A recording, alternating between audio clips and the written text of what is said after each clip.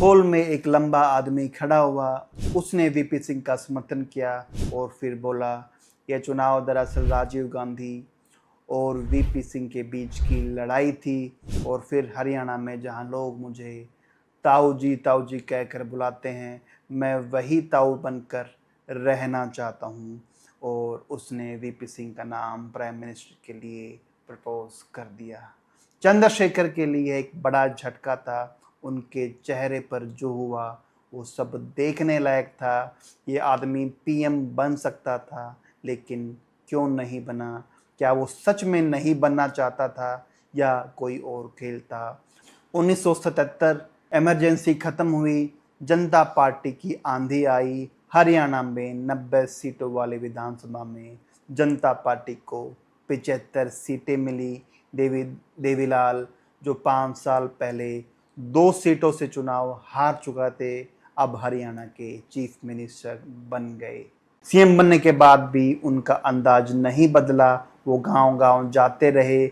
एक किस्सा मशहूर है, एक गांव में लोग चिल्लाए, ताऊ देवीलाल आ गए। वो बैठे, लोगों से पूछा, क्या बिजली आती है? एक लड़के ने बल्ब जलाया और बोला, देख ले ताऊ, चसरी से।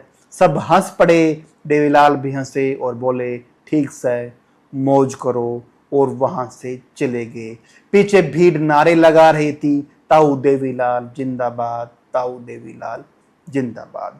सीएम बनने के बाद भी वो वही बात कहते थे, लोकराज लोक लाज से चलता है, यानी जनता की सरकार जनता की शर्म और जवाबदेही से चलती है। जिस दिन नेता को शर्मानी बंद हो जाएगी, उस दिन लोकतंत्र कमजोर हो जाएगा। आज भी हरियाणा के कई गांवों की दीवारों पर ये लाइन लिखी हुई दिखाई देती है। लेकिन सत्ता के साथ साथ एक बदलाव आया। जिस डेंसिटी पॉलिटिक्स की आलोचना वो करते थे, धीरे धीरे उनके घर में दिखाई देने लगी। ओम प्रकाश चौटाला बेटे पार्टी प्रेसिडेंट बने। प्रताप सिंह चौटाला दूसरे बेटे स्मॉल स्केल इंडस्ट्रीज कॉरपोरेशन के चेयरमैन बने। रंजीत सिंह चौटाला तीसरे बेटे एमएलए बने। परिवार और रिश्तेदार सत्ता में आने लगे। जब सवाल उठा तो देवीलाल ने कहा, अगर अपने वालों को नहीं लगाऊंगा तो क्या बंसी के छोरे को लगाऊंगा? बंसी यानी बंसीलाल। लोकदल के नेता रामेश्वर सिंह ने टिप्पणी की, एक परिवार पूरे देश को खा रहा है और आपका परिवार पूरे हरियाणा को। भजनलाल ने कहा, देवीलाल ने फैमिली गवर्नमेंट बना दी है, लेकिन हरियाणा की राजनीति में भजनलाल का असली खेल अभी बाकी था। 1979 जनता पार्टी टूट रही थी। जनता पार्टी अंदर से खोखली हो चुकी थी। उसके बाद 1982 के चुनाव में लोकदल और बीजेपी अलायंस को 39 सीटें मिली, कांग्रेस को 37 सीटें मिली। देवीलाल महम से विधानसभा पहुंचे।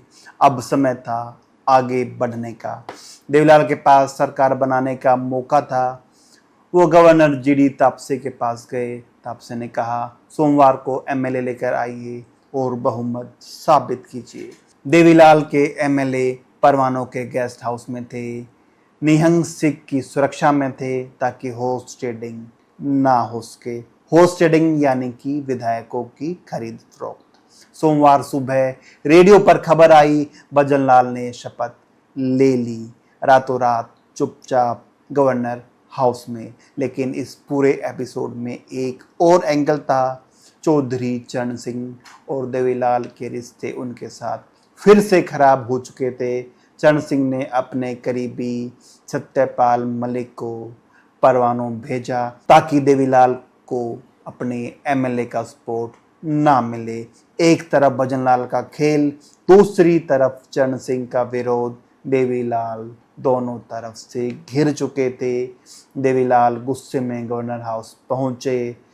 45 विधायकों के साथ तापसे से मिले। एक किताब में लिखा है, उस लंबे चौड़े पहलवान जैसे नेता ने तापसे का कॉलर पकड़ लिया और कहा, तुम इंदिरा के गुलाम हो। तापसे घबरा गए। सिक्योरिटी ने बीच बचाव किया। हालांकि कुछ जगह पर यह भी कहा जाता है कि उन्होंने गवर्नर को थप्पड़ जड़ दिया था, लेकिन इसकी पुष्टि कभी भी नहीं हुई। कुछ दिन बाद लोकदल के युवाओं ने तापसे का मुंह काला कर दिया, लेकिन भजनलाल एक बार फिर सरकार बना चुके थे। देवीलाल हार नहीं माने थे। नया युद्ध शुरू हुआ। फिर राजीव लोंगोवाल अकॉर्ड आया। चंडीगढ़ पंजाब को देने की बात हुई। हरियाणा में विरोध बढ़ गया। भजनलाल दबाव में आए। कांग्रेस ने बंसीलाल को वापस हरियाणा भेजा और उन्हें हरियाणा के मुख्यमंत्री बना दिया। देवीलाल ने हरियाणा संगठन समिति बनाई। तकरीबन 60,000 वॉलंटियर्स में शामिल हुए। जींद में समस्त हरियाणा सम्मेलन हुआ। पूरा हरियाणा उमड़ पड़ा। 1987 के चुनाव आए। लोकदल बीजेपी अलायंस को 90 में से 75 सीटें मिली। अखबारों में लिखा एगिटेटर पर एक्सीलेंस हरिकेन इन हरियाणा। देवीलाल तीसरी बार हरियाणा के मुख्यमंत्री बने। 1987 की जीत के बाद देवीलाल की नज़र बदल चुकी थी। हरियाणा जीत चुके थे, लेकिन इस बार उनकी नज़र दिल्ली पर थी। ओम प्रकाश चौटाला पीछे से हरियाणा को संभाल रहे थे। देवीलाल नेशनल लीडर से मिलने लगे। अटल बिहारी वाजपेयी, LK आडवाणी, ज्योति बसु, NT रामाराव और सबसे जरूरी VP सिंह, ये वही साथी थे, वही नेता थे जो इमरजेंसी के दौर में उनके साथ जेल में बंद थे। देवीलाल की नेशनल रिलेवेंस का कारण था किसान वोट बैंक। हरियाणा में किसान, यूपी में किसान, राजस्थान में किसान, पंजाब में किसान। एक छोटे राज्य का नेता, लेकिन नेशनल इम्पैक्ट, इसलिए क्योंकि वो किसान राजनीति का बड़ा चेहरा थे। 1979 के चुनाव से 2 महीने पहले देवीलाल का 75वां जन्मदिन था। बोट क्लब दिल्ली, करीब 7 लाख लोग उस दिन। उन्होंने कहा दिल्ली अब भारत के हवाले होने के लिए तैयार है। एलिट क्लास की राजनीति खत्म होनी चाहिए। जनता का राज शुरू होना चाहिए। नवंबर 1989, कांग्रेस को बहुमत नहीं मिला। नेशनल फ्रंट 146 MP के साथ, भाजपा 86 MP के साथ तीसरी बार नॉन कांग्रेस गवर्नमेंट बनने का मौका आया और इस मौके के केंद्र में थे फिर से चौधरी देवीलाल। 2 दिसंबर 1989 VP सिंह ने प्राइम मिनिस्टर पद की शपथ ली। देवीलाल बने डिप्टी प्राइम मिनिस्टर। उन्होंने एग्रीकल्चर पोर्टफोलियो लिया। देवीलाल PM क्यों नहीं बने, इसके पीछे 2 थ्योरीज हैं। पहली, 75 साल की उम्र में डिप्टी PM रहकर हरियाणा की राजनीति को संभालना आसान था। और दूसरी थ्योरी, कुछ राजनीतिक जानकार मानते हैं कि पूरा घटनाक्रम पहले से तय था, स्क्रिप्ट लिखी जा चुकी थी। चंद्रशेखर को छोड़कर सबको पता था क्या होने वाला है। एक किताब में लिखा है, यह एक नाटक था जिसमें VP सिंह को नेता चुना गया, जिसकी स्क्रिप्ट पहले ही लिखी जा चुकी थी। डिप्टी PM बनते ही एक बड़ा मुद्दा सामने आया, Sutlej Yamuna link canal SYL। 1981 में केंद्र सरकार ने फैसला किया था पंजाब और हरियाणा के बीच पानी का बंटवारा होगा। हरियाणा को रावी ब्यास वाटर में से पानी दिया जाएगा। इसके लिए SYL कैनाल बननी थी, लेकिन जमीन पर नहर पूरी नहीं बनी। एक दिलचस्प बात, अकाली दल और देवीलाल की INLD किसान राजनीति में करीब थी, लेकिन SYL पर दोनों के अलग अलग विचार थे। नेशनल पॉलिटिक्स में साथ थे, SYL के मुद्दे पर दोनों दल अलग अलग थे। नतीजा, SYL आज भी अधूरी है। हरियाणा के किसान आज भी उस पानी का इंतजार कर रहे हैं जो कागजों पर मिला था, लेकिन जमीन तक कभी भी नहीं पहुंचा।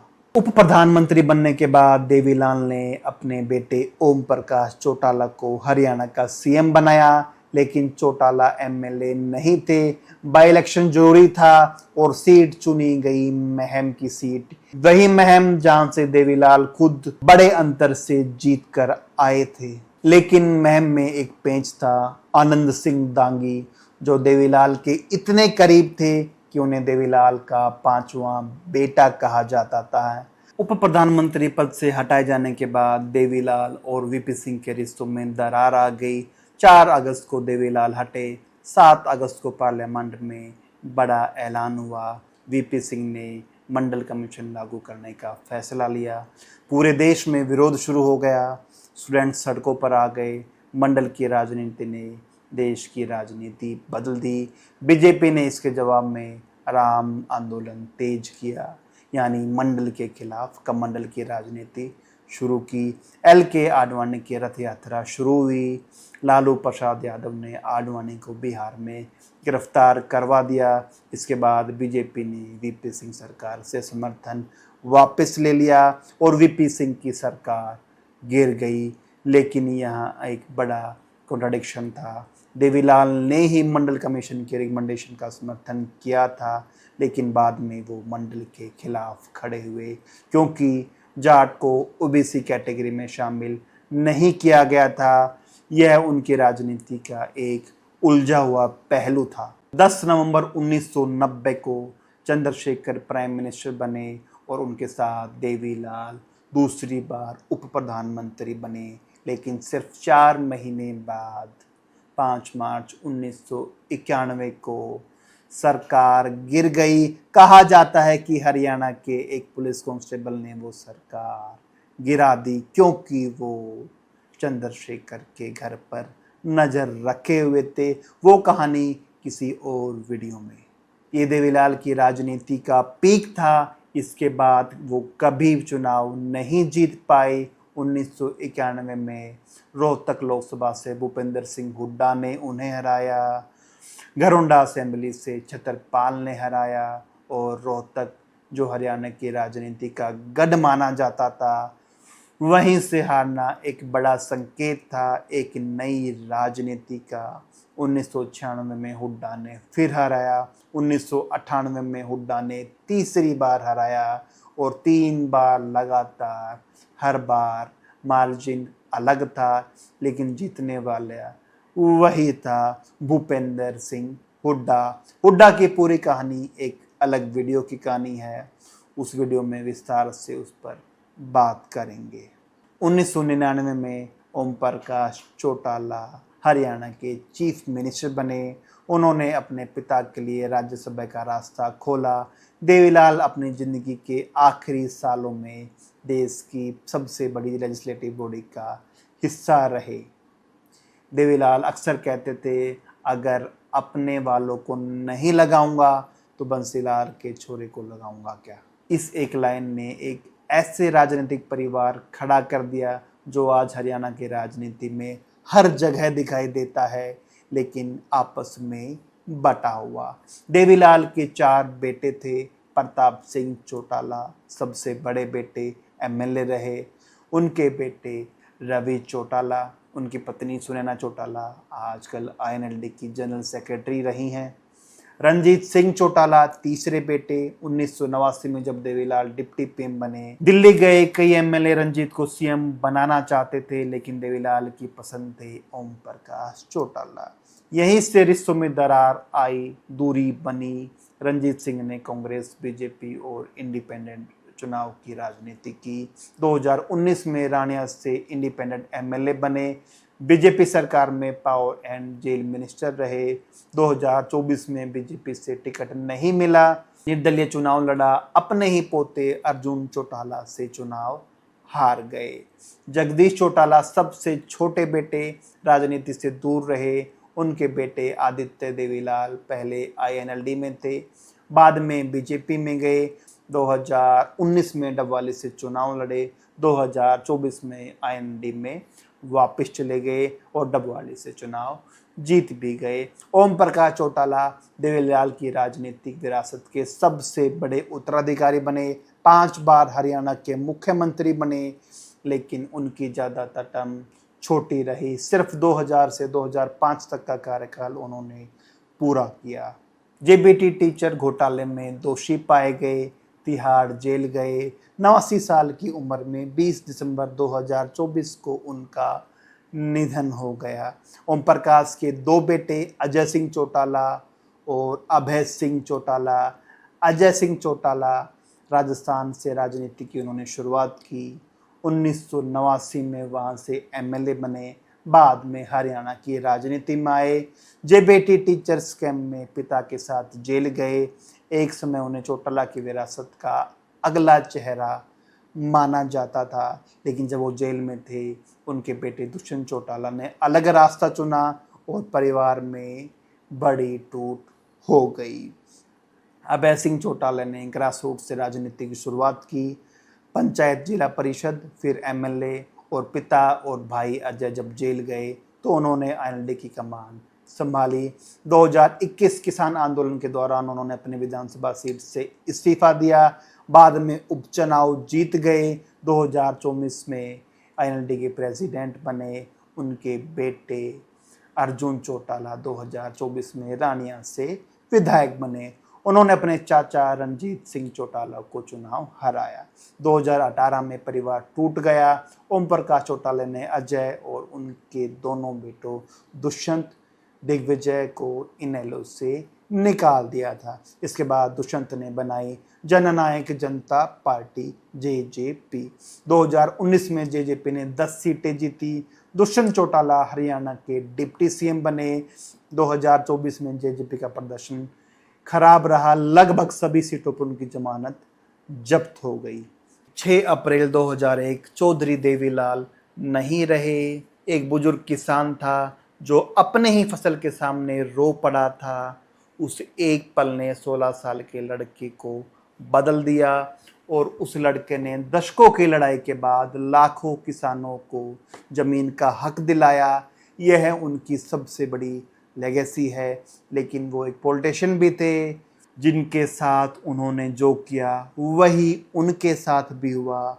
जिन्होंने परिवारवाद की राजनीति का विरोध किया वही उनके घर में खड़ी हो गई। जो प्राइम मिनिस्टर बन सकते थे, प्रधानमंत्री बन सकते थे, लेकिन नहीं बने। जो मुख्यमंत्री की कुर्सी कभी पूरी तरह नहीं संभाल पाए। जो हरियाणा की राजनीति के सबसे बड़े नामों में शामिल हो गए थे। उनका परमानेंट इंटरेस्ट हमेशा किसान रहा।